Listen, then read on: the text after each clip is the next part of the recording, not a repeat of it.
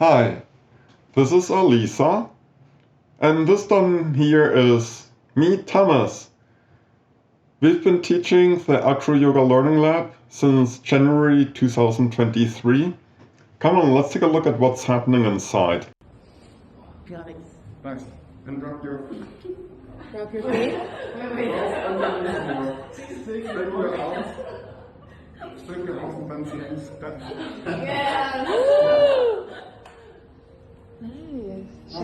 It's always glorious when someone figures out a new move and to see the smiles and laughters.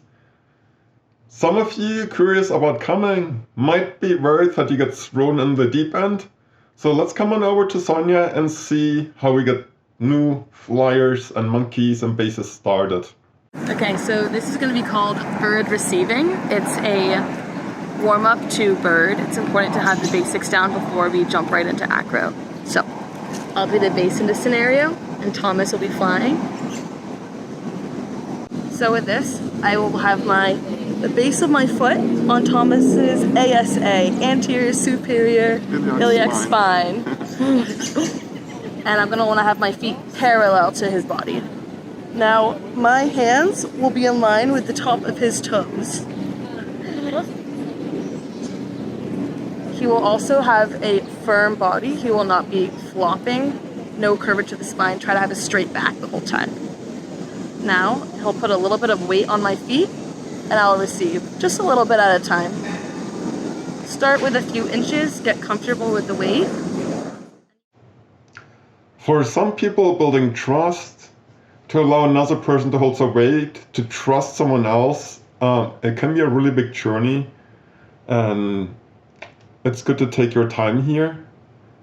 And let's skip fast forward through this a little bit and show you to what it looks like when we actually go up into the air. This is what we call bird pose. It's pretty much what people call with the little kids airplane. Notice that I'm a lot larger and heavier than Sonia, and she can base me. The reason is that a lot of it is about technique. What? If you look at her legs are perfectly straight. Her knees are over her feet, which means her bones are stacked, and so most of the weight is actually on her bones. And she can also do presses. What? Let's take a look at what it looks like if people breathe through this. And some people come into class and they have a lot of other movement backgrounds, like Lyra or aerial filks, and they learn really quickly. Let's unload that. This is called a bird sandwich, and you can see two flyers on top of each other. One person came in with a really strong Lyra background, and she got assist within 30 minutes. So there's a huge range of how people experience acroyoga. Some people might spend a whole hour just to go to bird pose, and others are ready to go up to this in 30 minutes. Let's take another look at a student having a success moment. So that's just so much fun.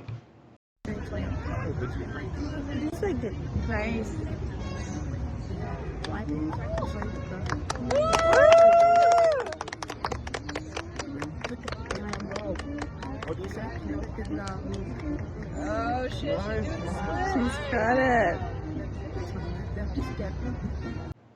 We usually start the session with an opening circle where we get to know everyone's name and a little bit of fun question to bring out your personality. For example, what's your favorite beach, or where would you travel if JetBlue walked in the door right now and gave you a free airline ticket. Then we do warm-ups. They're typically acro-specific drills where we train a specific skill. In this example, we are asking people to hold plank pose and they have to keep their feet together.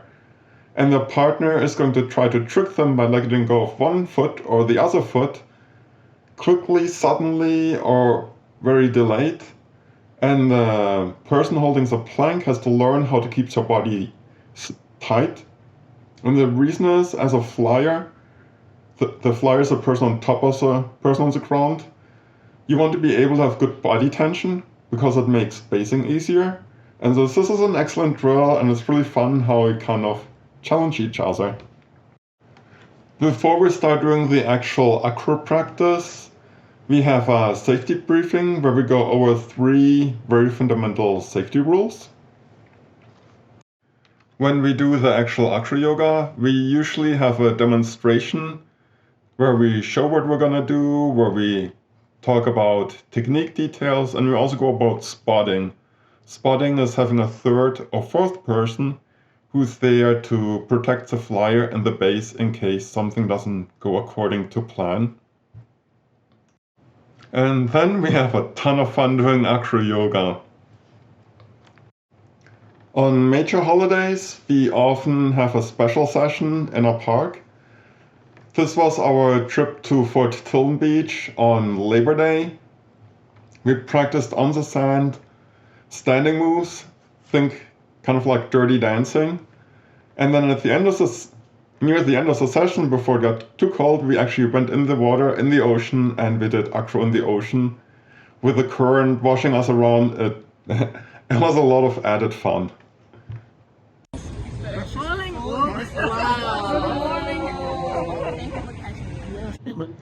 On Memorial Day, we had a special session in Central Park, and we built an acro train, essentially like railroad tracks. We put bases in a long row, and we had the flyer pass from one base to the next. And you can see even the camera got a bit sweaty. Sometimes at the end of a session, we do things purely for fun. This is a 3-person waterbed. So come join us to start your acroyoga journey. Currently, we meet every Sunday at Ripley Greer. Ripley Greer is Midtown Manhattan. In summer, we're probably going to have some extra fun events. To sign up, you want to go to our Eventbrite listing and select a session that fits your schedule. See you soon!